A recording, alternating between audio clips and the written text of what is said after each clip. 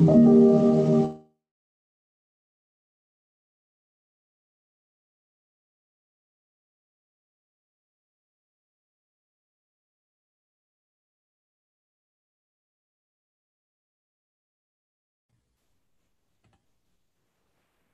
muy buenas tardes a todos.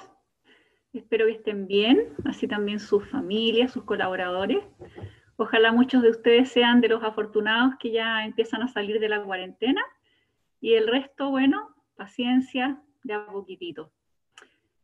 Y esperamos también que esta progresiva apertura vaya ayudando al sector construcción, que está tan afectado y que es el tema también que nos convoca en este webinar. Así que quiero solamente muy brevemente presentarles a Leonardo Ramírez, analista senior de Indata, que es un spin-off de la Corporación de Desarrollo Tecnológico y socios de nuestra cámara. Él va a hablar del sector construcción y pandemia, ¿cierto? El análisis histórico y situación de los permisos de edificación, 30 minutitos, y después se suma Marcos Brito, gerente general de Construye 2025. Así que muchas gracias a ambos por esta presentación de hoy. Les cuento que la grabación y las presentaciones se las vamos a mandar por mail a todos, así que no tienen que estar tomando notas. Eso por mi parte. Dejo entonces con ustedes a Leonardo.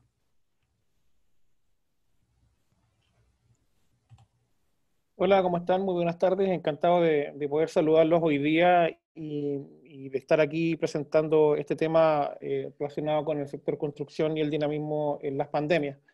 La información que hemos recopilado es básicamente una información que está en distintas fuentes públicas y que da cuenta de cómo se han comportado los sectores de construcción inmobiliario en otros países, en otras pandemias que han sufrido, particularmente en Oriente. Sin más preámbulo, voy a proceder a compartir mi presentación para que vayamos conversando y mostrándoles lo que hay al respecto. Yo no sé si se me ve la presentación, si alguien me puede soplar, por favor.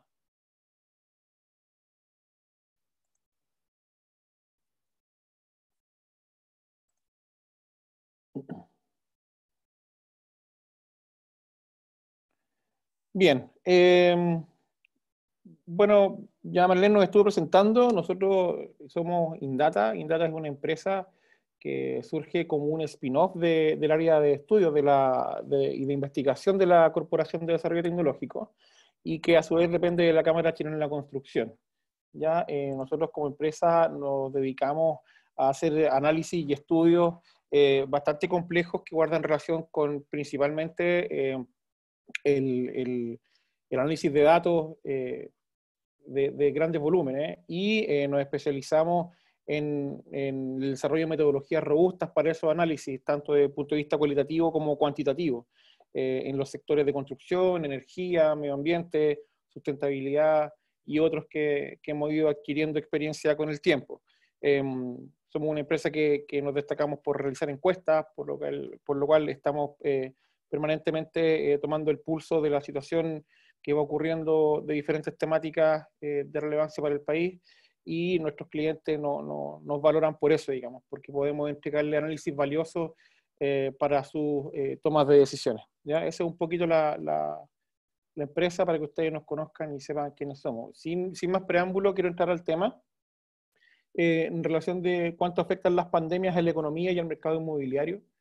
Y comentarles que, bueno, las pandemias no es una cuestión nueva que nosotros estemos viviendo a nivel mundial. Las pandemias vienen desde, las primeras pandemias documentadas están de la época del Imperio Romano, con diferentes afectaciones en cuanto a cantidad de fallecidos y en cuanto a territorio que se ha visto afectado.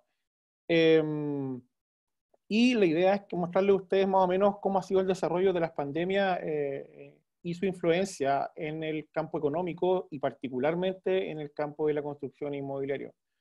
La primera que queremos citar en esta investigación que realizamos fue la pandemia de gripe, que la famosa gripe española, que fue en el año 1918, que según alguna documentación llegó a alcanzar entre 40 y 50 millones de personas fallecidas a nivel mundial.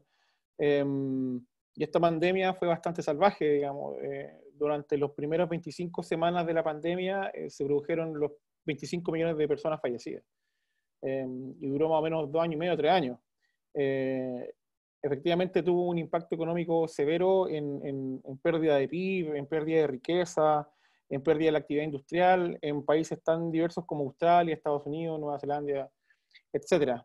Ya con las cifras que ustedes están viendo ahí, y que más encima coincidió con el final de la Primera Guerra Mundial y una recesión económica que venía ya dándose desde hace algún tiempo. Entonces, como puede verse, efectivamente las pandemias tienen un impacto económico y que no es nuevo, digamos, esto es de hace tiempo ya. También tenemos el caso de la pandemia de gripe leve en el año 1957, que si bien es cierto tuvo una baja ostensible en la cantidad de fallecidos, también produjo impactos económicos severos en Canadá, en Estados Unidos, en Inglaterra y otros países industrializados, y que básicamente influyó en la pérdida de producción industrial, en la pérdida de Producto Interno Bruto y produciendo todos los impactos que se asocian a esto, que es desempleo, inestabilidad económica, etc. Y por último, la otra pandemia que nosotros analizamos fue la pandemia de SARS, que fue el año 2003 en Hong Kong, que si bien es cierto tuvo un impacto mucho menor en cantidad de personas fallecidas, tiene la ventaja de poder contar con datos que son más certeros en cuanto a su comportamiento o a lo que pudo producir en términos de impacto económico y en el sector inmobiliario y de construcción. Ahí hay algunos indicadores que guardan relación con cuánto fue la pérdida del PIB, que fue hasta un 2,6 estiman algunos expertos durante el año. Y para que ustedes lo pongan en perspectiva, se estima que Chile va a perder aproximadamente un 7 desde ahí hacia arriba. Esta pandemia, que fue más cortita, el 2003 produjo un 2,6. Hubo una recuperación rápida a crecimiento después de que terminó esta pandemia, aún cuando hubo aumento de desempleo, pero este se recuperó en 3 trimestres, según puede apreciarse en esta diapositiva. ¿Ya? Y aquí un poco entrando el tema que nos convoca, se produjo efectivamente una caída de los precios de las viviendas, pero no fue tan significativo, ya anduvo en el orden del 1,9, 2%, un poco más, un poco menos, ya, pero más o menos por ese orden de magnitud. Pero donde sí hubo un impacto grande fue en las transacciones inmobiliarias, ya que disminuyeron bastante durante esa pandemia. Y en Chile, en particular, para asociarlo, hay una proyección que habla de una reducción de un 66% en las ventas durante este periodo, ¿ya? Entonces es coincidente con los hallazgos que nosotros descubrimos en el SARS, particularmente para Hong Kong. Pero vale la pena preguntarse respecto a esto, si las pandemias, si bien es cierto y es sabido, provocan algún detrimento desde el punto de vista económico, es saber qué dinámica o cómo influyen en la recuperación también, o cómo se comportan para efectos de recuperación económica más adelante. Y nosotros nos pusimos a investigar respecto a esto y encontramos alguna información que es bastante interesante.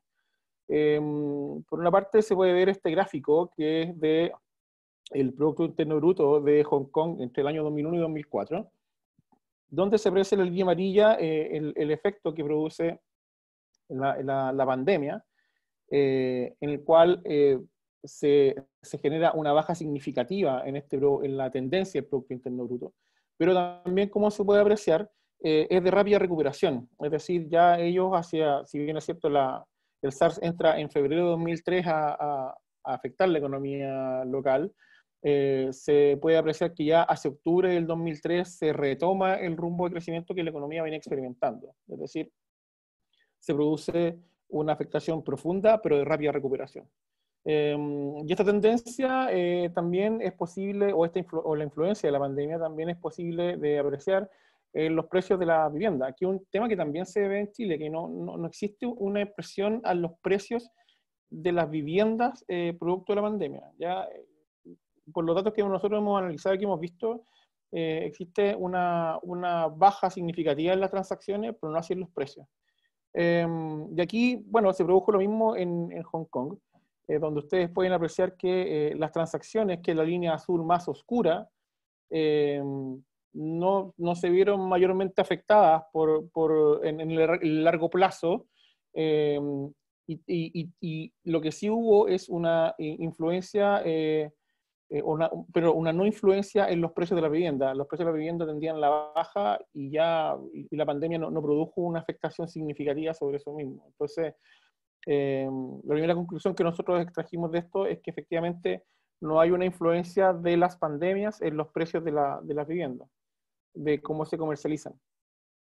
Acá también podemos ver el SARS y la crisis financiera en el precio de las viviendas en Inglaterra, donde se puede apreciar que en el extremo izquierdo del gráfico no se produjo una incidencia de esta pandemia en los precios de las viviendas, a diferencia de lo que produjo la crisis financiera subprime del año 2008, donde hay una baja significativa en los precios, y se puede notar ahí claramente en esa gráfica.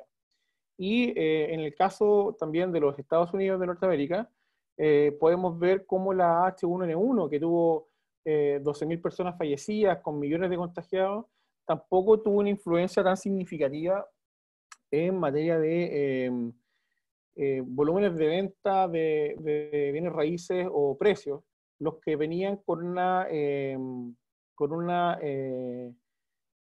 tendencia a la baja en el caso de los volúmenes de venta producida por la crisis subprime. En el gráfico que está abajo puede apreciarse cómo la H1N1 y el SARS no influyeron significativamente en tendencias económicas que venían dándose desde algún tiempo esta parte. Y tampoco en los precios, que ese es el gráfico que sale a la derecha arriba. Por lo tanto, esto refuerza un poco la tesis que nosotros tenemos de que efectivamente, si bien la pandemia ha producido efectos económicos que son severos en cuanto a transacciones, no afectan en demasía a los precios y tampoco es posible de ponderarse de la misma forma que una crisis económica producida por elementos económicos propiamente tal, ¿ya? En el caso de Chile también quisimos ver cuál había sido el efecto de, por ejemplo, indicadores como el despacho de cemento durante el periodo de pandemia, y lo comparamos también con crisis económicas anteriores en los últimos 10, 20 años, y nos dimos cuenta de que, por ejemplo, para el caso de la crisis asiática del año 98 se produce una baja más significativa, pero las bajas que se producen en el SARS o en la H1N1 son bajas estacionales de rápida recuperación. ¿Ya? Lo mismo comparable con la crisis asiática del año 98 en la crisis subprime, donde efectivamente se muestra una tendencia a la baja más significativa y más profunda y de más largo aliento. Lo mismo quisimos ver a nivel de despacho de materiales. Analizamos cómo había sido la crisis asiática y la crisis subprime, y efectivamente, una vez más, podemos comprobar de que las crisis económicas que se producen por deterioro de algún factor económico propiamente tal, no tienen relación con el efecto que producen una pandemia que son de más corto alcance, digamos, como se puede apreciar acá, en este gráfico.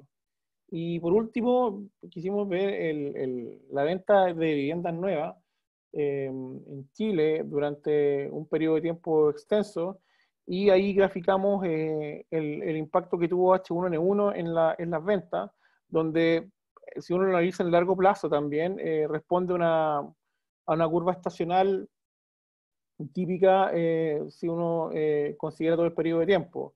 Por lo tanto, tampoco apreciamos una tendencia tan profunda a la baja en la venta de viviendas nuevas producto de esa crisis o de esa pandemia, digamos, ¿ya? Si lo llevamos a términos más actuales, con lo que está ocurriendo hoy en día en el país relacionado con esta pandemia de COVID-19, es posible sí apreciar un deterioro significativo en la cantidad de centros de gestión de activos, es decir, centros que venden materiales de construcción en cuanto a transacciones.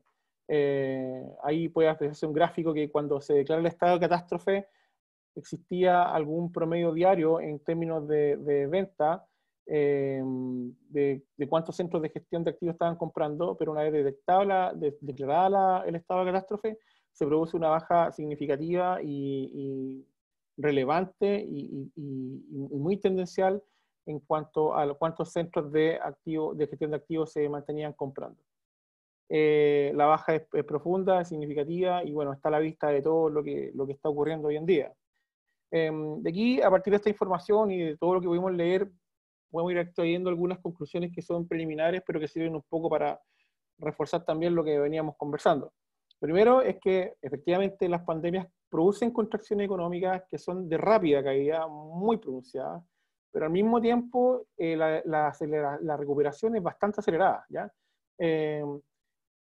Y se producen en esos periodos de tiempo que nosotros colocamos en esa presentación, en este slide, entre 2 trimestres a 1 año para el caso de las pandemias, pero en el caso de recesiones económicas que vienen incubándose de un tiempo prolongado, la recuperación se demora muchísimo más meses o años incluso en generarse. Entonces eso como primera conclusión. Lo segundo es que pudimos apreciar que los precios de la vivienda no caen significativamente durante la pandemia en Hong Kong, pero sí los volúmenes de venta, y eso es coincidente con lo que está ocurriendo hoy día en el país. Hemos apreciado que efectivamente hay una baja significativa en los volúmenes de transacción de vivienda, pero no así en términos de los precios de estas. A diferencia de otros episodios de carácter de crisis económica en el país, donde se produjeron, por ejemplo, las famosas ventas nocturnas de viviendas, donde había un stock que había que liquidar y que fue necesario recurrir a estrategias comerciales muy innovadoras por parte de las inmobiliarias para poder bajar ese stock, digamos. Ahora, en China, por ejemplo, y esto refuerza lo que les acabo de explicar, nosotros vimos también alguna información de que los precios de la vivienda no habían caído, pero las transacciones habían bajado entre un 90 y un 98%, reforzando lo que hemos señalado de un tiempo en esta presentación.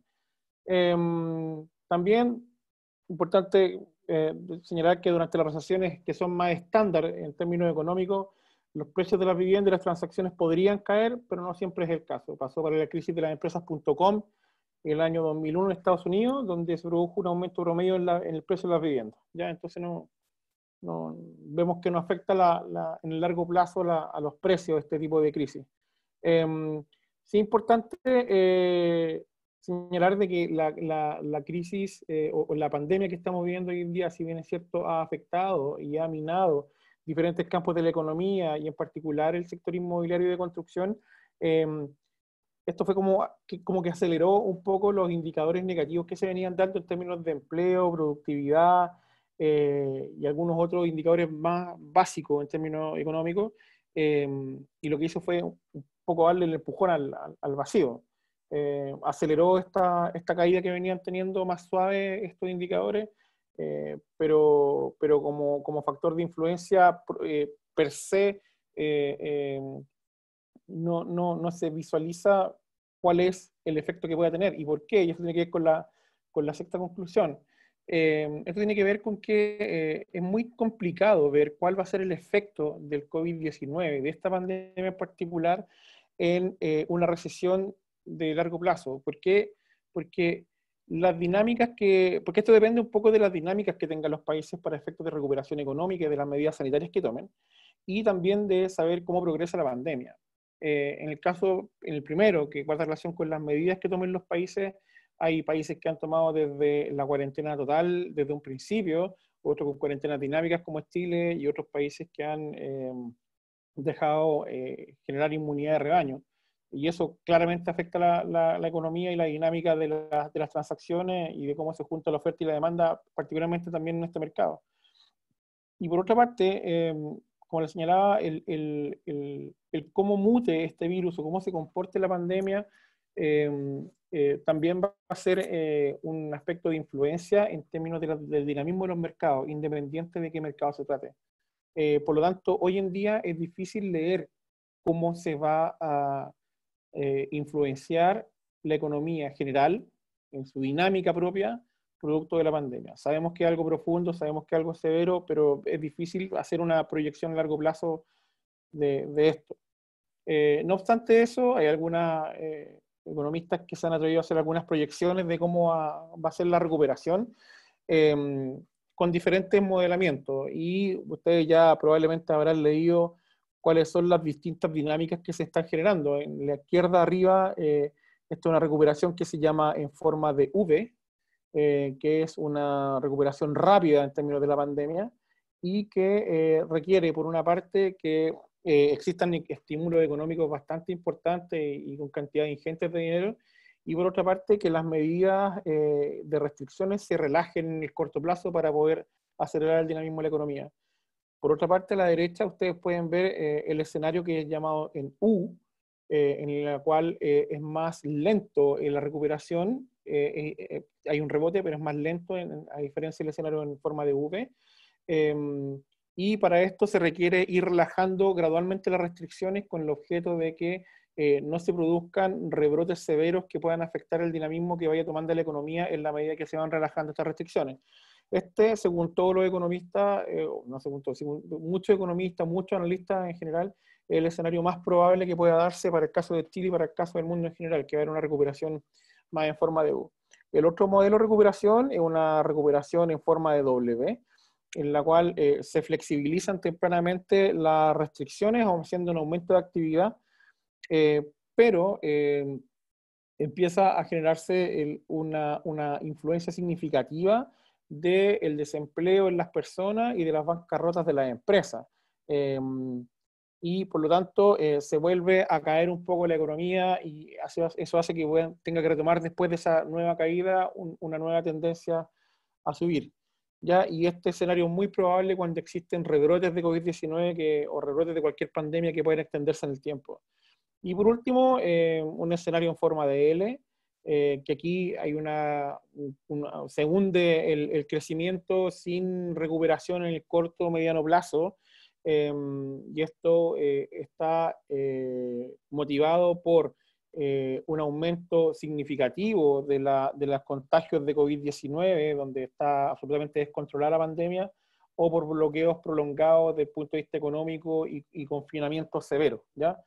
No obstante eso, este se ve como un escenario menos probable, producto de que los países, por lo que nosotros hemos visto, entienden que la recuperación económica depende de relajar ciertas medidas por una parte y de estímulos económicos por otra. Por lo tanto, y de mantener además condiciones sanitarias adecuadas para que esto se pueda generar. Por lo tanto, este escenario es el menos probable. Como les digo, lo que más se destaca es el escenario en U, arriba a la derecha, que puede darse también en Chile. Nosotros, como Indata,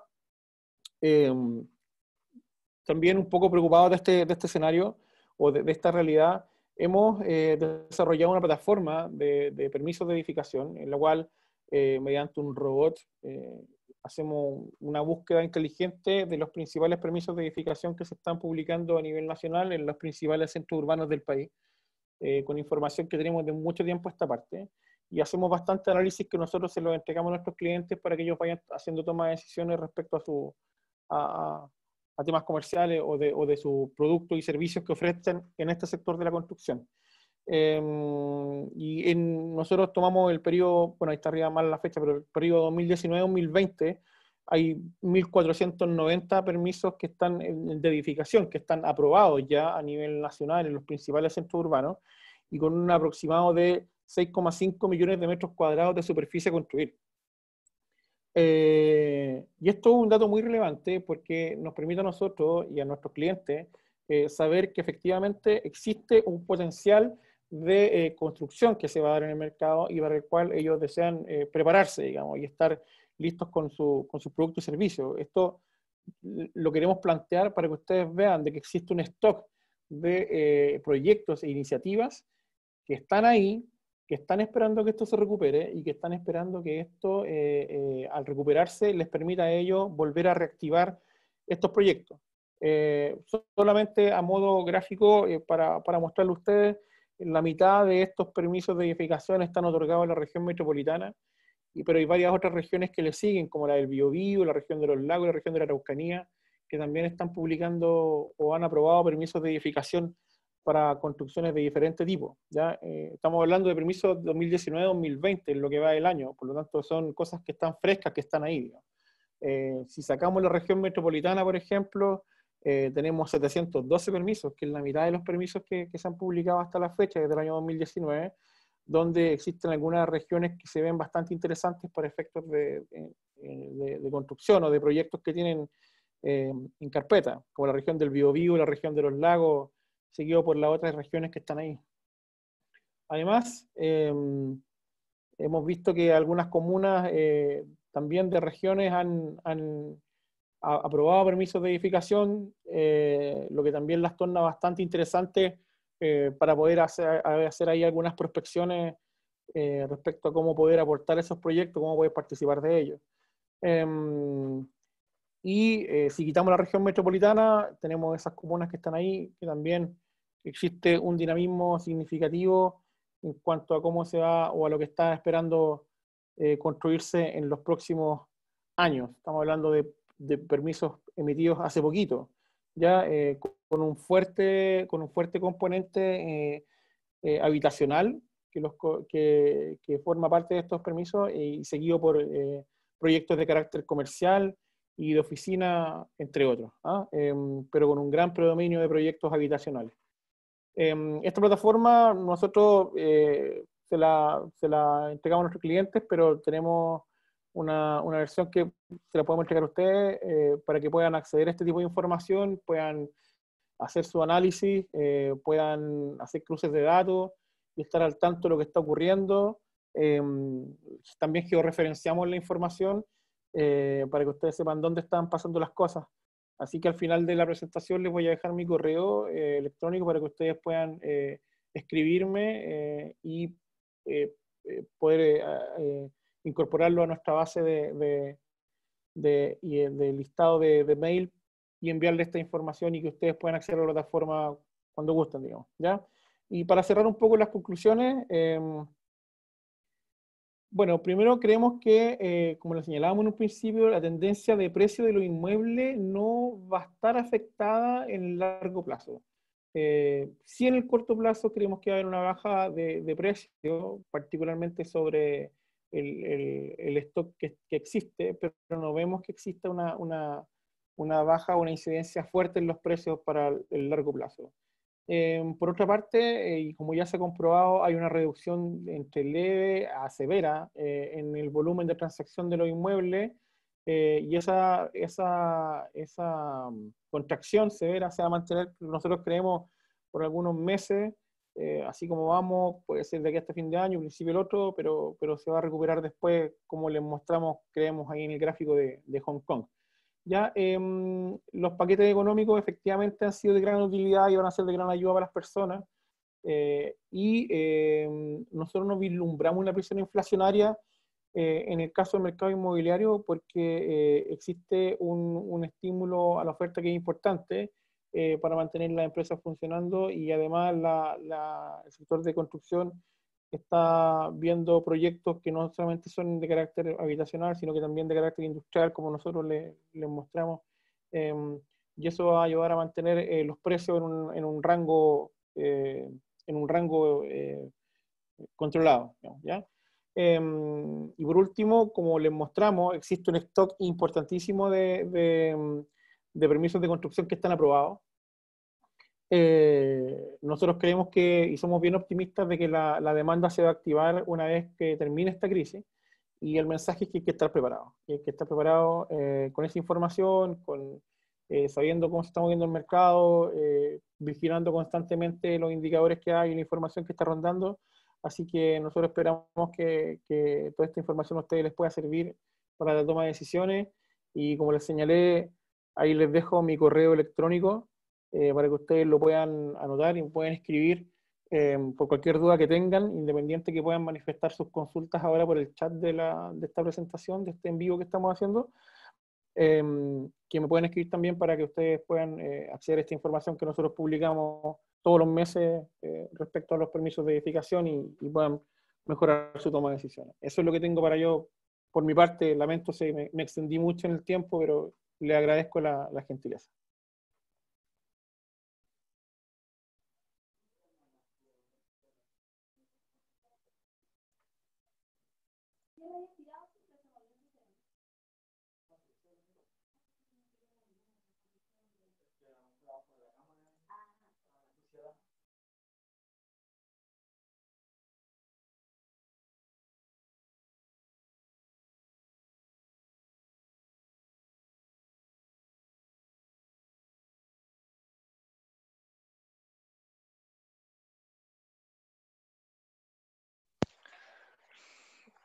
Hola, buenas tardes a todos. Bueno, ahora vamos a proceder a que Marcos Brito va a seguir esta presentación para que Marcos puedas encender tu cámara y también encender tu micrófono, por favor. Ahí está. Hola, muy buenas tardes. Espero me estén escuchando. Mi nombre es Marcos Brito, gerente del programa estratégico Construye 2025 de Corfo. Voy a compartirles mi presentación.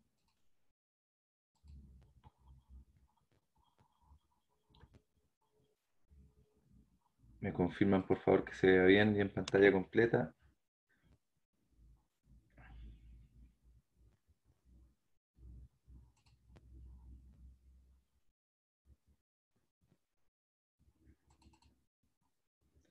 ¿Se está viendo ahí la presentación en pantalla completa?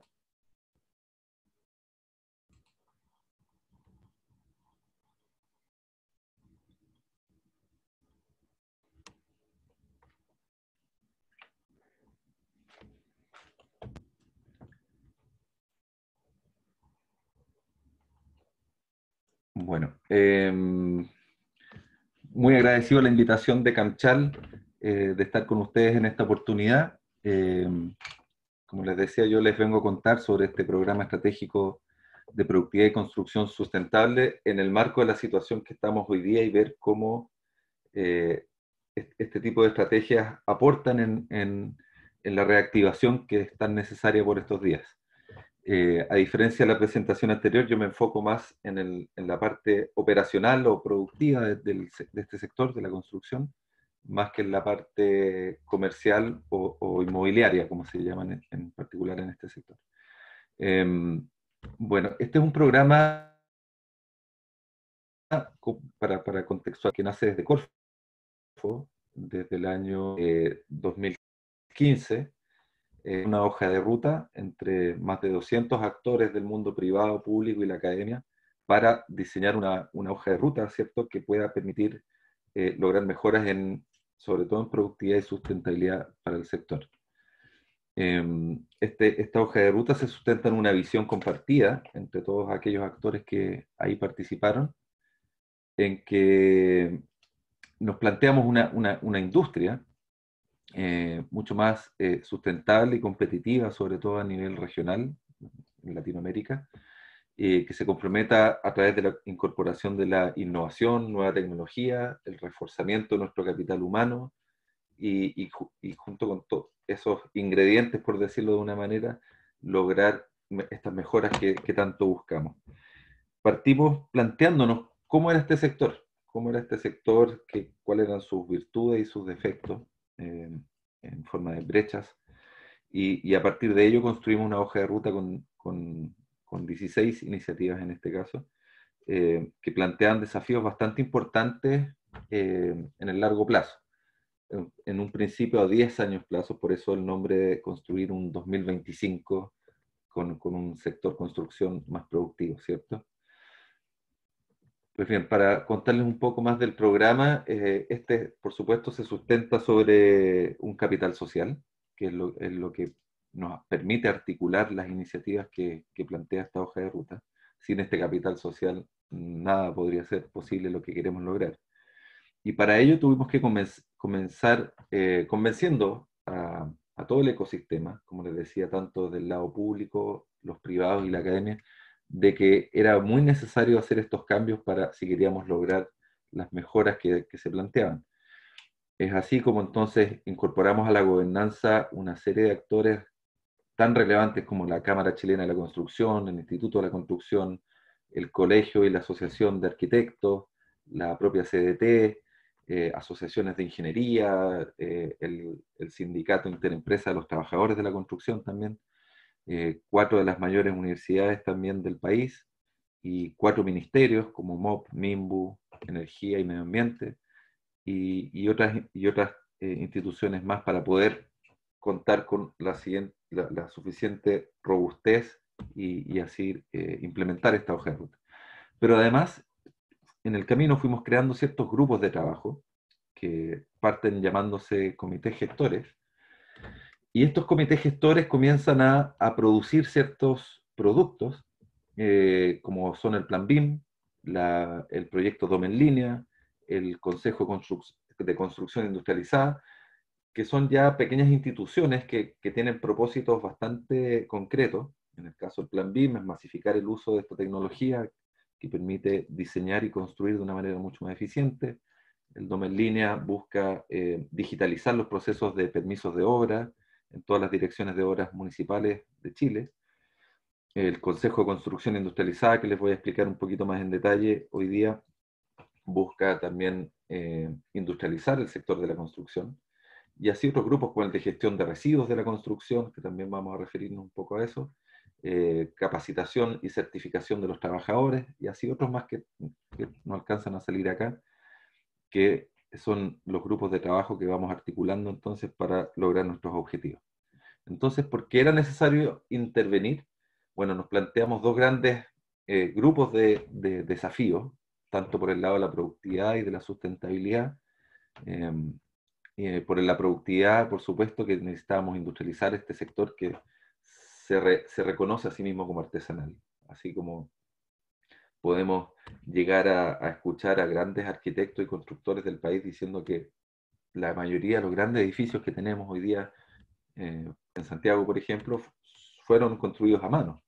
Entonces, y muchas de las decisiones necesarias para lograr esas edificaciones fueron tomadas cuando ya estaban en obra. Entonces, eso da cuenta de lo artesanal que puede llegar a ser este sector. Necesitamos mejorar, por lo tanto, la planificación y la coordinación temprana de todos los actores que involucra el proceso de la construcción, todos sus procesos productivos, desarrollar un capital humano adecuado y con las condiciones suficientes para minimizar tanto errores como accidentabilidad, y también disminuir los tiempos de tramitación, que son un factor importante también en la improductividad del sector. Y por la sustentabilidad son tres los pilares sobre los cuales estamos trabajando. Una, el desacople energético, vale decir, construir más stock y que este stock consuma menos energía para lograr un adecuado confort térmico. Por otro lado, mejorar el confort térmico, el estándar de confort térmico del país, que por cierto es bastante bajo. Y también hacernos cargo de la gestión de los residuos de construcción, que es otro de los temas que me gustaría comentarles con un poquito más de detalle hoy día. El desafío de la productividad es bastante claro. La verdad es que Chile, y así otros países también, este también es un factor global, ha tenido la productividad de este sector estancada por los últimos 25 años.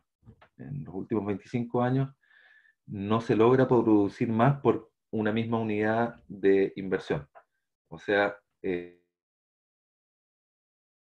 no mejoramos, no logramos rentabilizar mejor las inversiones en construcción que hace 25 años. No así los otros sectores productivos de Chile, sostenidos en esta productividad, del orden de un 2% en pandemia, por supuesto. Y tenemos que igualar esa tasa, tenemos que ponernos al día con los otros sectores también. Y por el lado de la sustentabilidad son varios los desafíos, ¿cierto? Entre ellos el alto uso de energía de nuestras edificaciones, el consumo de agua que tenemos hoy día, que no la aprovechamos al máximo, digamos. También la cantidad de materiales de particulados que emite la construcción y los gases de efecto invernadero también asociados a ese consumo de energía.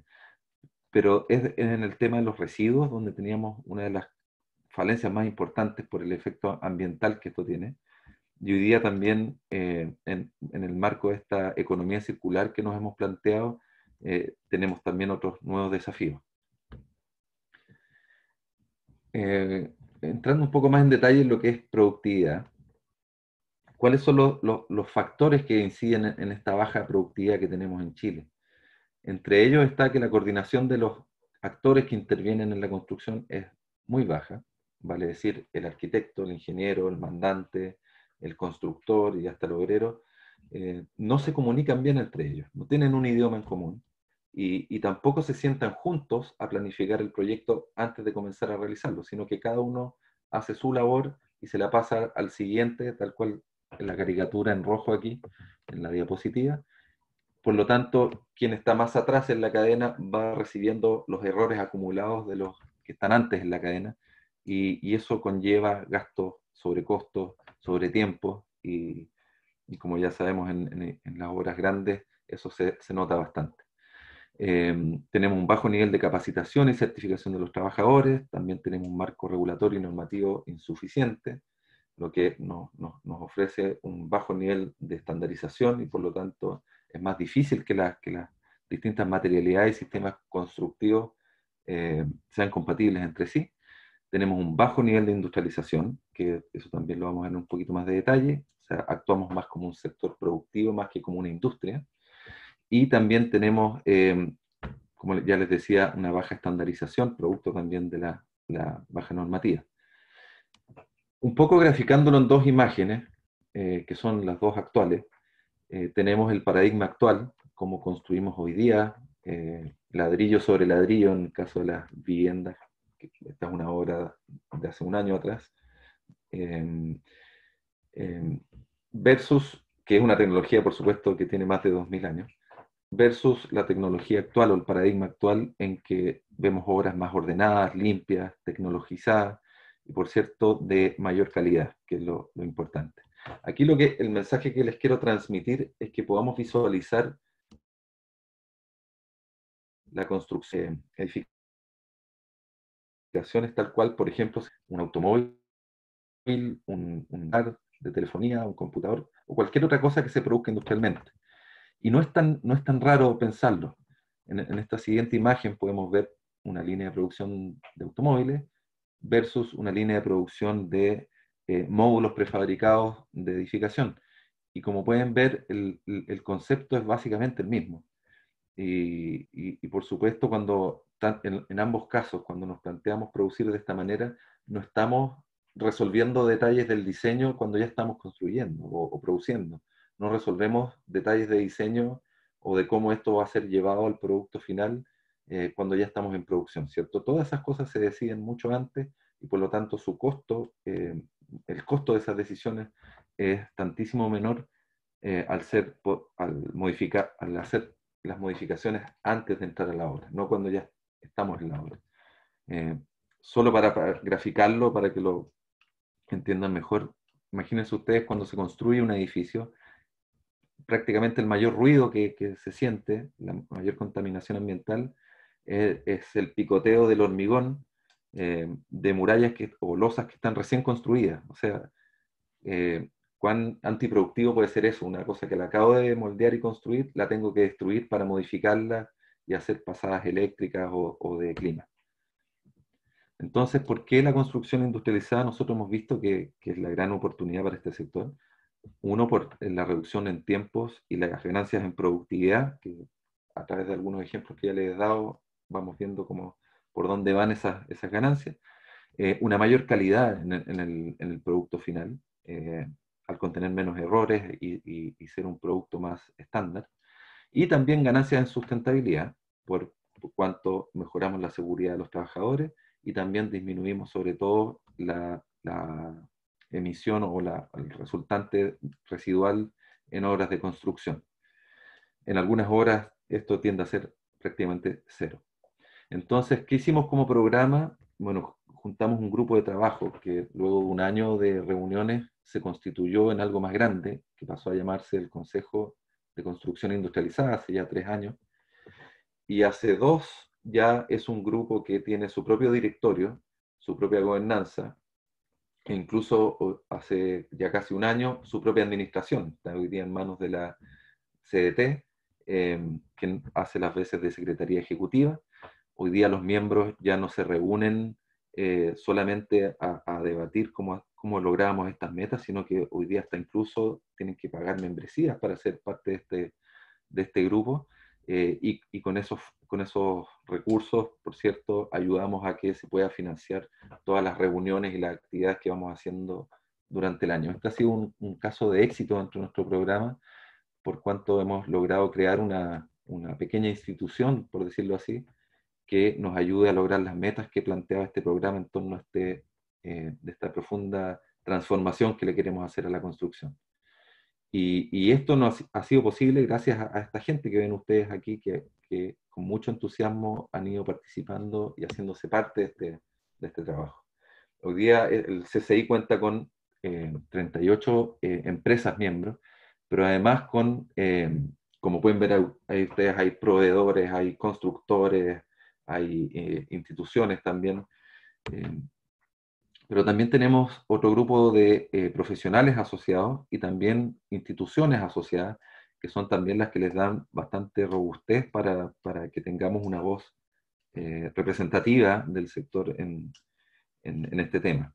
Ahí está la Cámara, ahí está Corfo, el Instituto de Construcción, 2 ministerios públicos y otras asociaciones, como pueden ver ahí, bastante importantes, que también nos ayudan a hacer que este grupo tenga el peso suficiente.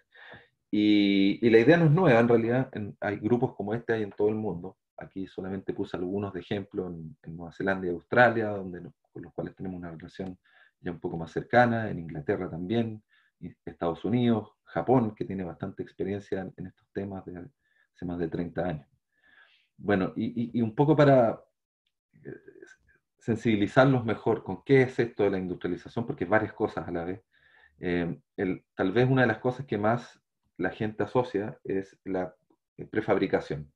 Pero hablamos de una prefabricación de alto estándar, realizada en forma industrial, no la prefabricación de bajo estándar, digamos, que son viviendas de muy bajo costo, que por ahí se venden a orilla de carretera, como digo yo, sino que soluciones bastante tecnologizadas que logran, pueden ser más caras si se compara partida por partida, pero el costo final de la obra, créanme que puede ser un 20 o un 30% menor que una obra normal, por todos los ahorros de tiempo, de mano de obra y accidentabilidad y tantos otros que estos sistemas ofrecen. De esta manera tenemos sistemas panelizados en 2 dimensiones, por ejemplo, donde yo hago muros y losas y sobre losas y voy armando el volumen. Por cierto, esto puede ser en madera, hormigón, acero.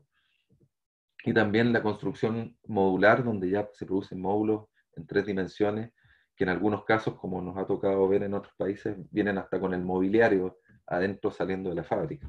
De esta manera se pueden construir hospitales, edificios en altura y una serie de otras soluciones constructivas. Chile, por cierto, es campeón mundial en este tema, aunque no lo crean, en los hoteles mineros que tenemos en la cordillera en el norte. Hemos construido hoteles de más de 50.000 metros cuadrados solamente con módulos producidos en Santiago. Bueno, ¿y cuán nuevo esto de la industrialización es? La verdad es que no es tan nuevo. Incluso Chile tiene una historia más o menos antigua con esto, pero a mí el ejemplo que más me gusta es este, que se refiere a la construcción de la Empire State en Nueva York, que se comenzó a construir en el año 30, en marzo del año 30, y durante 40 años fue el edificio más alto del mundo. ¿Saben cuánto demoró la construcción de este edificio? Demoró un poquito más de un año. O sea, para mayo del año 31 ya estaba listo, con la antena y todo. Y lo construyó gente como esta, sin medidas de seguridad, apernando vigas, un edificio con el núcleo metálico, con una tecnología de los años 30. Y en un año se levantó el edificio más alto del mundo. Entonces, si eso ya se podía hacer en esa época, ¿qué es lo que podemos hacer en esta época? ¿Y de qué hablamos cuando hablamos de automatización, incluso robotización? Una imagen podría ser esta, que reemplacemos simplemente a los maestros, ¿cierto? A nuestros obreros y los roboticemos y que hagan las cosas más rápido. Pero la verdad es que cuando hablamos de robots en la construcción, más bien nos referimos a cosas de este estilo. Esta es una planta, de hecho, que está en Chile, en Santiago, que produce prefabricados de hormigón de manera totalmente automatizada y robotizada, con un alto estándar de calidad. Tiene ya unos 3 años esta planta, y nos cambió el paradigma, la verdad, cuando llegó. Y hoy día ya tenemos otra planta más en madera que produce sistemas parecidos, pero en madera, y también otras que están apareciendo en acero liviano también.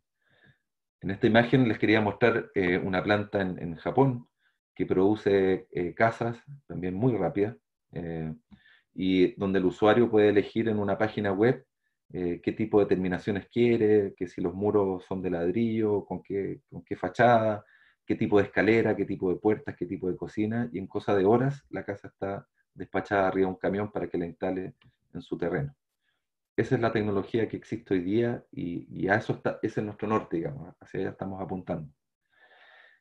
En el marco de la situación actual, aquí tenemos una foto de la presidenta del Consejo de Construcción Industrializada, que además es la gerente general de la constructora Echeverría Izquierdo, donde ella sostiene que esta pandemia dejó en manifiesto que todo este sueño, estos sistemas que estamos siguiendo, este cambio de paradigma, cobró mucha más fuerza. Lo vimos cuando China nos voló la cabeza, digamos, con hacer 2 hospitales en 10 días cada uno, producto de la pandemia. Y esa fue una proeza humana, fue una tremenda obra. Tuvimos la suerte de tener al ingeniero que hizo esa obra hace poco dándonos una charla. Países como China ya están produciendo edificios del porte del Costanera Center que los pueden levantar en 30 días a través de sistemas industrializados prefabricados. Eso ya es una realidad. Y en contextos como hoy día, necesitamos tener una capacidad de respuesta mucho más rápida, necesitamos tener una capacidad de respuesta también de mejor calidad. Por lo tanto, la industrialización cobró total relevancia en este contexto. Y por otro lado, tenemos que también hacernos cargo de la sustentabilidad, ¿cierto? Ya les contaba que uno de los mayores problemas que hemos detectado, o brechas, está por el lado de los residuos de la construcción. Nos dimos cuenta, esto fue una cosa de irse dando cuenta de a poco, de un problema que era evidente, pero una vez que empezamos a desempolvarlo, nos dimos cuenta que era mucho más profundo de lo que pensábamos. Dado que el cuidado de los residuos de la construcción está muy poco regulado, y realmente hay casos bastante tristes de disposición de residuos de este tipo en Chile. Hay solamente 7 regiones en el país que tienen lugares autorizados para recibir este tipo de residuos, por lo tanto el resto de las regiones tienen que arreglárselas para disponerlos en lugares no autorizados, sin ninguna regulación. Entonces, esto nos planteó un desafío bastante importante. Y además entendimos que el residuo, la generación del residuo es una indicación, es un indicador de improductividad. Y eso le da un doble sentido a este juego. Cuando hablamos de industrialización y vemos que no genera residuos, versus una construcción que sí genera residuos, el señor rompiendo el concreto recién edificado, eso es un factor de improductividad. Por otro lado, siendo un país que tiene bastantes problemas con los desastres naturales, también tenemos que tener una capacidad de saber qué hacer con esto.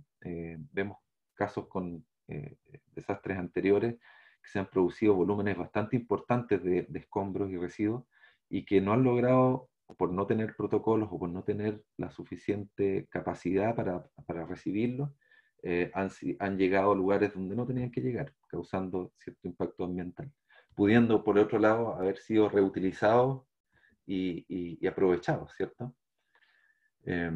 Siempre recuerdo el caso en Múnich, de al lado del estadio, hay un cerro donde en el invierno se puede incluso hasta esquiar, que fue hecho con residuos de la guerra. O sea, siempre hay una vuelta de tuerca que se le puede dar a las cosas para aprovecharlo. Y ese es el contexto de la economía circular, que nos plantea otro paradigma, ¿cierto? No la producción lineal, en que yo extraigo, transformo, produzco, vendo y desecho, a una economía en que los insumos o las materias primas pueden dar incluso varias vueltas en distintas líneas, encadenamientos productivos, y ser reutilizados o reciclados. Son 9 R, si no me equivoco, las de hoy día. Ya no son solamente 3. Tenemos reparar, reutilizar, reciclar, etc. Entonces, en este mismo gráfico vemos cómo son además, en este marco de la economía circular, son distintas vueltas las que nos podemos dar dentro del encadenamiento productivo incluso, pensando en cómo aprovechar mejor nuestros recursos. Entonces, ¿qué hizo nuestro programa? Nuestro programa genera en el año 2017, ya les contaba, un plan de industrialización y construcción limpia, del cual salió este Consejo de Construcción Industrializada, pero también salió un comité de gestión de residuos que se articuló con con una iniciativa que ya existía, que era un comité interministerial, donde participaban 4 ministerios, y hoy día estamos ya a algún par de semanas de lanzar una hoja de ruta específica de economía circular para la construcción, donde están definidos cuáles son los caminos de acción que tenemos que seguir para romper este problema, desarmar este problema de los residuos de la construcción. Tiene esta hoja de ruta 5 grandes ejes: planificación territorial, lo que ya les decía, necesitamos tener lugares de disposición en todas las regiones para poder disponer de ellos. Coordinación pública para un correcto marco regulatorio, ecosistemas y cadenas de valor, necesitamos una mayor integración de la cadena de valor.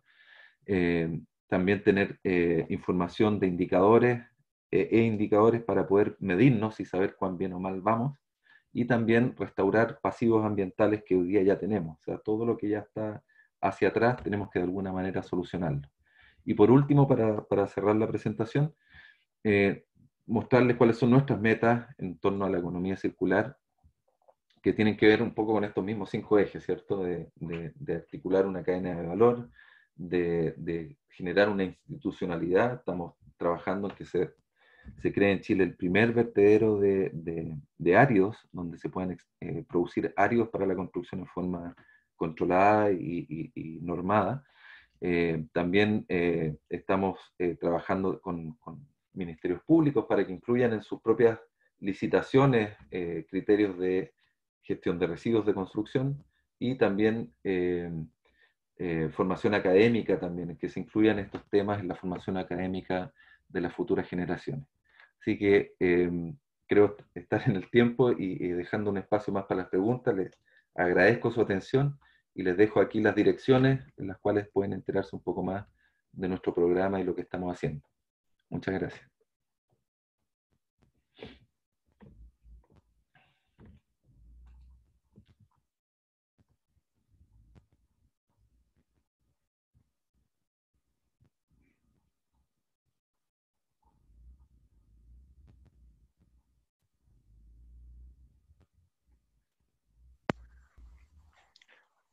Buenas tardes a todos nuevamente. Mi nombre es Benjamín, también soy parte del equipo de CAMCHAL. Bueno, creo que hay algunas preguntas para ustedes, Leonardo y también Marcos. No sé si pueden revisar en el chat de esta llamada. Creo que las primeras fueron para Leonardo, si más bien no me equivoco, de PIA. Sí, estoy revisando ¿Sí? las preguntas. Buenísimo. A ver, Pía me hace 2 preguntas en particular. Pregunta cuántos de los permisos aprobados están activos y de cuánto estimamos que sería la baja de precio en el corto plazo. Yo hice una revisión rápida ahora mientras Marco está exponiendo de la cantidad de permisos en el periodo 2019-2020, y aproximadamente 2/3 de los permisos están activos en algún grado de construcción. Nosotros cuando hacemos la revisión de los permisos de edificación con este robot que les comentaba, que es un robot que está construido en un lenguaje especial y que recorre todos los permisos que están aprobados por las diferentes municipalidades del país, es un primer insumo, pero además nosotros lo que hacemos es hacer visitas a terreno. ¿Ya? Y en esta visita de terreno constatamos en qué situación se encuentra cada obra, si está en obra gruesa, si está en fundaciones, excavaciones, si está en cierre perimetral, y de todos esos estatus de las obras, lo acabo de mirar, más o menos un 66%, un poquito más, está con obra activa. ¿Ya? Entendiendo obra activa que está en alguna de esas etapas, ¿no? Porque hoy día existen lugares donde hay cuarentena y no se puede trabajar básicamente, pero las obras ya están andando. Y lo otro es que me pregunta de cuánto estimamos que sea la baja de los precios en el corto plazo.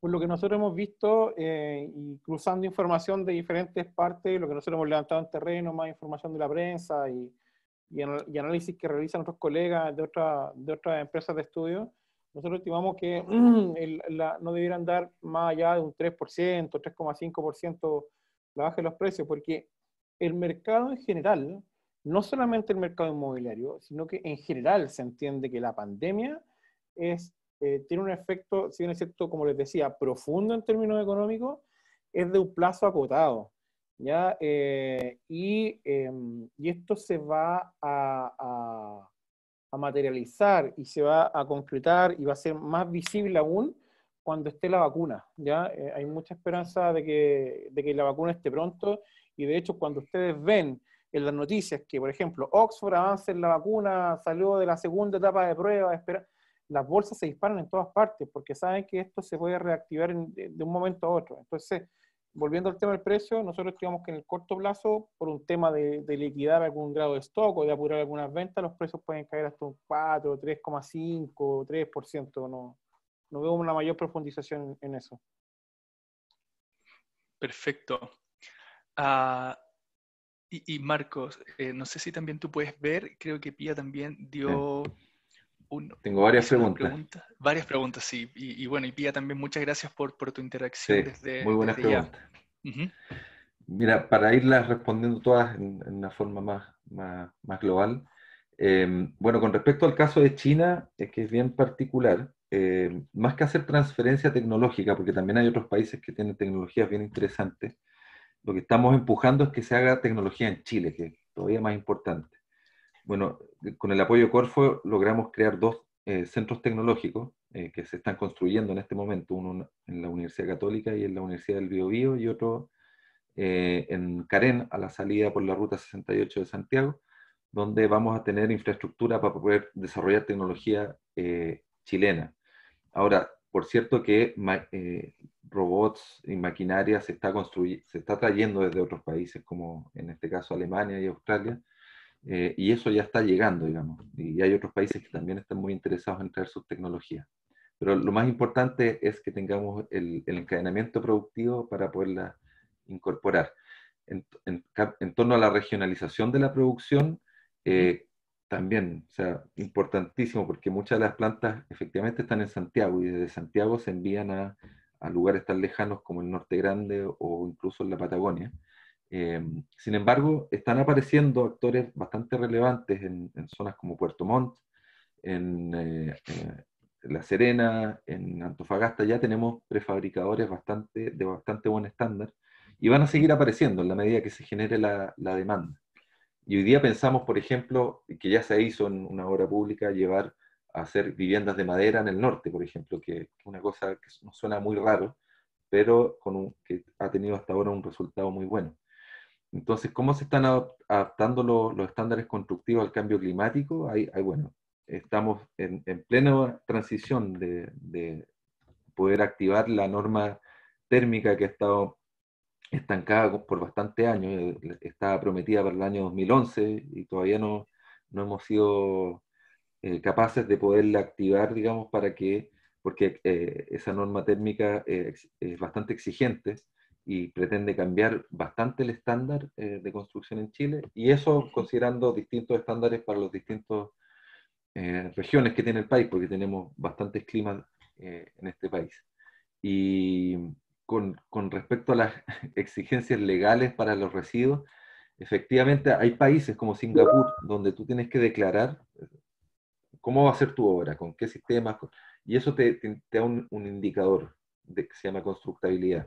Yeah. Y ese indicador, si no es menos de cierto, no puedes construir. Y ese indicador da cuenta de cómo tú impactas al entorno. Y una cosa muy similar es la que queremos desarrollar acá en Chile. Y en obras públicas, por supuesto, puntuar a las ofertas que tengan menor impacto ambiental. Eso ya se está considerando y lo estamos trabajando con MIMBU y MOP para que el Estado premie a aquellas constructoras que efectivamente van a generar un menor impacto al ambiente. Y eso es principalmente lo que estamos trabajando, y a partir de ahí estamos generando nuestros indicadores, porque es difícil de medir esto también, para ver cómo vamos a lograr estos cambios. Buenísimo.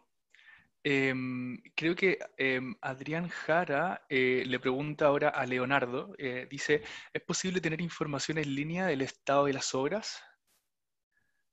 En el caso nuestro, sí. Uh-huh. Como les decía, este es un servicio que nosotros entregamos a nuestros clientes, y ellos están muy preocupados de saber cuál es el estado de la obra, en qué situación se encuentran dentro de esta cadena valor, digamos, desde el cierre perimetral de la obra hasta que se empiece a construir. Y eso se logra con las visitas que nosotros realizamos. En la plataforma que nosotros entregamos a nuestros clientes, ellos pueden ver en línea en qué situación se encuentran y pueden bajar la información. Así que la respuesta es sí. Buenísimo. Buenísimo. Bueno, sin más preámbulos, muchas gracias a ambos. Marcos, Leonardo, gracias por este tiempo. También vemos acá que nos comentan y Pía dice, sería fabuloso, por favor cuenten conmigo para la generación de la metodología si necesitan un experto en análisis de ciclo, de vida e impactos ambientales. Y bueno, ahí como ustedes ya pueden ver, Marcos y Leonardo han dejado sus datos también en sus presentaciones. Si tienen también alguna duda, alguna pregunta al respecto, también nos pueden escribir a nosotros como Camchal, al mail de socios@camchal.cl, y ahí también podemos también darle los contactos de Marco y de Leonardo si por alguna razón no alcanzaron a anotarlos. Y nuevamente agradecer a toda la audiencia el día de hoy y principalmente a ustedes, Leonardo y Marcos, por estar hoy día con nosotros. Muchas gracias. Encantado. A ustedes, muchas gracias. Y también Adiós. un gusto. Muchas gracias por la invitación. De nada, adiós. Muchas gracias. Buen fin de semana para todos. Igualmente, cuídense. Que sea bueno para todos. Chao. Hasta luego.